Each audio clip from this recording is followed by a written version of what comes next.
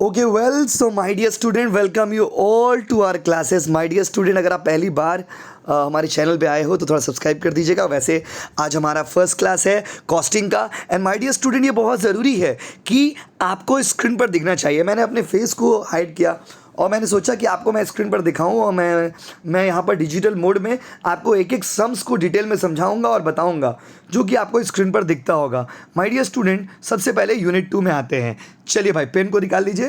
कौन सा pen use करें? Red colour. अच्छा चलो, रेड कलर। बच्चे लोग बोले रेड कलर।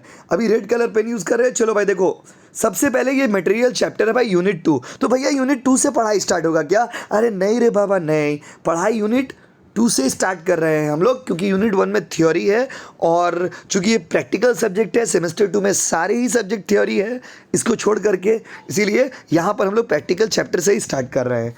चलिए, EOQ। इस यूनिट 2 में आपको 3 चीज़ के बारे में मैं पढ़ाऊँगा।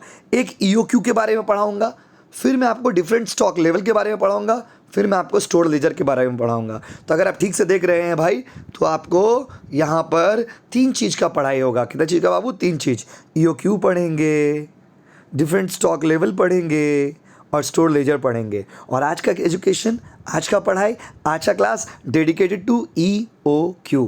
कॉपी आपके सामने है, कॉपी में देखिए और मैं यहाँ पर एक एक चीज़ आपको पिन पॉइंट करूँगा, आप उसको ध्यान देना। आई होप आपको अच्छा लगेगा। Let's start my dear students. EOQ क्या होता है? अरे भाई, EOQ का फुल फॉर्म बताइए ना। चलिए लिखते हैं, इकोनॉमिक ऑर्डर क्वांटिटी। देखिए, EOQ stands for economic order quantity. ये वाला पार्ट हो गया भाई, पहला पार्ट खत्म। अच्छा, मैं हटा दे क्या? चलो हटा दिए। EOQ फिर से करते हैं। EOQ का फुल फॉर्म देखिए, economic order quantity. My dear student, अभी ये EOQ का दूसरा नाम है, एक और नाम है, वो नाम है रीऑर्डर क्वांटिटी। तो व्हेन यू से EOQ का मतलब होता है economic order quantity. When you से EOQ का दूसरा नाम है रीऑर्डर क्वांटिटी। अब सवाल ये है कि ये EOQ है क्या? तो माय डियर स्टूडेंट, EOQ के हेल्प से हम लोग एक ऐसा क्वांटिटी निकालते हैं जिस क्वांटिटी पर ऑर्डरिंग कॉस्ट और कैरिंग कॉस्ट मिनिमम होता है। अगर आप सिंपल भाषा में बोलना चाहते हो और भी संक्षिप्त में, मतलब और भी सिंपल में अगर आप बोलना चाहते हो, तो इकोनॉमिक ऑर्डर क्वांटिटी वो क्वांटिटी है जो क्वांटिटी मैं बाजार में जाऊंगा ना तो ऑर्डर दूंगा, मैं बाजार में जाऊंगा ना तो ऑर्डर दूंगा, मैं बाजार में जाऊंगा ना तो ऑर्डर दूंगा। तो बाजार में मैं जब जाऊंगा तो मैं जो क्वांटिटी ऑर्डर दूंगा, जिस क्वांटिटी पे मेरा खर्चा कम से कम होगा, उसको हम लोग बोलते हैं इकोनॉमिक ऑर्डर क्वांटिटी। ठीक है भाई, इकोनॉमिक ऑर्डर क्वांटिटी का दूसरा नाम, उसका दूसरा नाम है रीऑर्डर क्वांटिटी। अभी देखते हैं, इसको थोड़ा हटा देते हैं, दिख नहीं रहा। इकोनॉमिक ऑर्डर क्वांटिटी का दूसरा नाम है reorder quantity. Economic order quantity एक ऐसा क्वांटिटी है, is that quantity at which, देखिए हम पढ़ रहे हैं, economic order quantity is that quantity at which carrying cost are minimum. Economic order quantity वो क्वांटिटी है जहाँ पर हमारा कैरिंग कॉस्ट क्या है बाबू? मिनिमम। तो थोड़ा ज़्यादा हाईलाइट हो गया भाई, इसको हटा देते हैं। चलिए, हाँ मोबाइल साहब, हाँ चलिए हो गया। तो my dear students, economic order quantity का पहला पॉइंट डन। उसका EOQ का full form economic order quantity. दूसरा में आइए, EOQ का दूसरा नाम है रीऑर्डर क्वांटिटी। तीसरा, इकोनॉमिक ऑर्डर क्वांटिटी उस क्वांटिटी को बोलते हैं जहां पर मेरा टोटल कॉस्ट मिनिमम होता है। व्हेन यू से total cost, in case of material, total cost में 2 चीज़ आता है, एक तो ऑर्डरिंग कॉस्ट और एक तो कैरिंग कॉस्ट।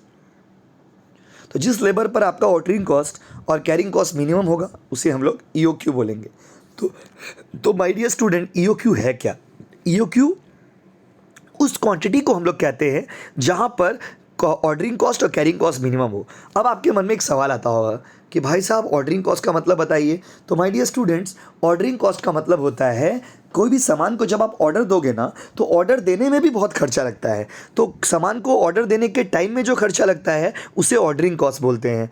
तो कॉस्ट ऑफ प्रोक्योरमेंट बोलिए, ऑर्डरिंग कॉस्ट बोलिए, बात बराबर ही है। तो ordering cost refers to the cost which are incurred at the time of placing the order. तो ये वाला पॉइंट को भी मैंने आपको पढ़ा दिया।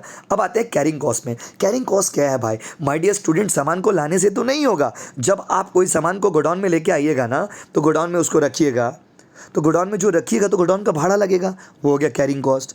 उस सामान का इंश्योरेंस कराइएगा, वो हो गया कैरिंग कॉस्ट। तो कैरिंग कॉस्ट मतलब सामान को होल्ड करने में, सामान को स्टोर करने में, सामान को मेंटेन करने में, सामान को गोडाउन में रखने में जो खर्चा होगा ना भाई, उसे हम लोग कैरिंग कॉस्ट बोलते हैं। कौन सा कॉस्ट बोलते हैं? Carrying cost. अभी माय डियर स्टूडेंट फॉर्मूला, तो ये मैंने कुछ थियोरेटिकल पार्ट आपको बताया है। चलिए एक बार मैं आपसे पूछता हूँ कि भैया बताइए EOQ का full form economic order quantity. भैया EOQ का दूसरा नाम री ऑर्डर क्वांटिटी। भैया EOQ क्या होता है? EOQ वो क्वांटिटी होता है जहाँ पर ऑर्डरिंग कॉस्ट और कैरिंग कॉस्ट मिनिमम हो। क्या हो भैया? मिनिमम। और EOQ का फॉर्मूला क्या है? तो मेरे भाइयों और बहनों, अब हम EOQ का फॉर्मूला देखने वाले हैं। तो फॉर्मूला जैसा कि आपको स्क्रीन पर दिखता होगा, अब इसको चलो भाई मार्कर, बच्चे लोग बोल रहे पेन चेंज करिए सर। चलिए अब अभी ग्रीन पेन यूज़ करते हैं, ग्रीन पेन में कर दिए। EOQ का फॉर्मूला 2AO/C। अच्छा एक बार फिर से बोलिए ना, 2AO/C। तो my dear students, when you say 2AO/C, इसका मतलब क्या है? Here A means annual demand my dear students, here O means ordering cost. चलिए ये दिख नहीं रहा, A मतलब annual demand. My dear student यहाँ पर A का मतलब क्या हुआ? यहाँ पर A का मतलब हुआ एनुअल डिमांड।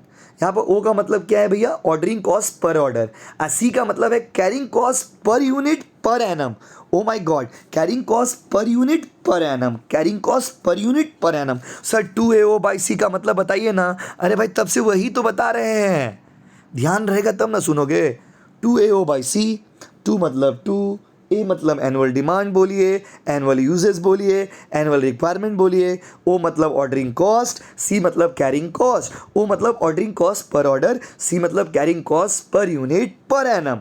अब हम लोग एक छोटा सा सम्स, क्यूट सा सम्स हम आपको बना के दिखाएंगे। तो माय डियर स्टूडेंट, पहला सम्स जैसे कि आपको मेरे स्क्रीन पर दिखता होगा, थोड़ा इसको जूम करिए भाई कंप्यूटर साहब। जूम हो गया, अभी देखो देखो देखो देखो देखो, जूम हो गया भाई। तो माय डियर देखो क्या हो रहा भाई। अच्छा एग्जाम्पल 1, एनुअल डिमांड है मान लीजिए 2000 यूनिट, ऑर्डरिंग कॉस्ट है मान लीजिए 150 रुपया। यूनिट कॉस्ट मतलब क्या बोलिए तो उस सामान को खरीदने का दाम है 125 रुपया। मतलब अगर मान लीजिए हम पेन खरीद रहे हैं, उसका मटेरियल खरीद रहे हैं, मान लीजिए पेन का मटेरियल खरीद रहे हैं, तो पेन का जो मटेरियल है उस मटेरियल का दाम है 125 रुपया एक पीस का, और कैरिंग कॉस्ट है 20% ऑफ 125। क्वेश्चन में दे दिया है। तो क्वेश्चन में क्या क्या दे दिया, कंप्यूटर साहब बैक करिए। ए लीजिए बैक किया, अरे रे रे बाबा बैक हो गया। तो माय डियर स्टूडेंट थोड़ा जूम करिए बैक, चलिए आ गया। Annual demand my dear student 2000 units, ordering cost 150, unit cost 125, carrying cost 20% of 125। कुछ करने का नहीं है, जब भी सम्स बनाएंगे सबसे पहले देखिए स्टेप 1 फॉर्मूला लिख दिए EOQ का 2AO/C। उसके बाद राइट साइड में ना हेयर लिखिएगा, मतलब उसको सिंबलाइज करना पड़ेगा। Here A means what? तो here A means annual demand 2000 unit, O means ordering cost 150 unit, और C का मतलब होता है my dear student carrying cost, जो कि क्वेश्चन में दे दिया था 20% ऑफ 125 यूनिट्स। तो 125 का अगर 20% आप निकालते हो तो वो आ जाता है 25 रुपया। ठीक है भाई, अब फॉर्मूला में डालते हैं। 2 के जगह पे 2, A के जगह पे 200, O के जगह पे 150, और उसको डिवाइड किया C से। C कितना आया भाई? 25। 25 कैसे आया भाई? 125 का 25%। अभी आ जाओ, तो my dear student 2 into 2000 into 150, 2 into 2000 into 150, तो कैलकुलेटर बोल रहा है 6 लाख रुपया। आप साथ में करके देख भी सकते हो। Divided by carrying cost. Carrying cost कितना है भाई साहब? 25 रुपीज़। कैरिंग कॉस्ट कितना भाई? 25 रुपीज़। अब 6 लाख डिवाइडेड बाई 25 रुपीज़, तो कितना आ रहा भाई? 24,000 कैलकुलेटर कह रहे हैं। 24,000 के बाद रूट बटन क्लिक करिए अपना अपना कैलकुलेटर में। चलो थोड़ा पेन का कलर चेंज करते हैं भाई। अपना अपना कैलकुलेटर में आप थोड़ा सा क्या करेंगे, तो माय डियर स्टूडेंट्स अपना अपना कैलकुलेटर में हम लोग अपना अपना कैलकुलेटर में हम लोग क्या करेंगे कि अब हम लोग ब्लैक पेन ले चुके हैं, रूट बटन क्लिक करते हैं, तो मेरा आंसर आ रहा है 154.91। जा बाबा ये कैसे होगा? 154.91 आया है। अभी आप कॉमन सेंस से सोचो, कोई भी सामान को टुकड़ों में आप ले सकते हो क्या? Can you speak like this? 100, जैसे मैंने सपोज मैं शर्ट के लिए कपड़ा ले रहा हूँ, तो क्या मैं ऐसे बोल सकता हूँ 15.12 मीटर? अरे भाई एग्जैक्ट बोलना होगा, क्योंकि यूनिट का बात हो रहा है ना। बोल तो सकते हो आप, बट जब आप यूनिट का बात करते हो तो कंप्लीट क्वांटिटी का बात करोगे, और जब आप कंप्लीट क्वांटिटी का बात करोगे तो आप उसको राउंड ऑफ कर देना। अगर आपका कभी आंसर 154.91 जैसे हम लोग का आया है अप्रॉक्स, तो ऐसे लिख के मत छोड़ देना, इसका मतलब होगा 155 यूनिट जो कि आपको नीचे दिखता होगा। My dear student, round off कर देंगे, और राउंड ऑफ करने तो आपको आता ही होगा। अगर 5 से कम आया तो लोअर राउंड कर देंगे, और 5 से ज़्यादा आया तो अपर राउंड कर देंगे। तो माय डियर स्टूडेंट थोड़ा बैक करते हैं, थोड़ा बैक करते हैं। अब देखिए आप और थोड़ा बैक करिए। मेरा आंसर आ रहा था 154.91, बट माय डियर स्टूडेंट्स हमने उसको अपर राउंड करके 155 यूनिट्स कर दिया। तो इस सम्स के हिसाब से ईओक्यू कितना आ गया, बेस क्वांटिटी कितना आ गया भाई? 155 यूनिट्स। तो ये था हम लोग का पहला टॉपिक जो हमने किया है। अब मैं आपको एक सम्स दूंगा जो आपको करके मुझे भेजना है। चलिए, thank you so much my dear student. पहले आप मुझे सम्स भेजिए, फिर हम लोग बात को आगे बढ़ाएंगे। थैंक यू सो मच बच्चे लोग।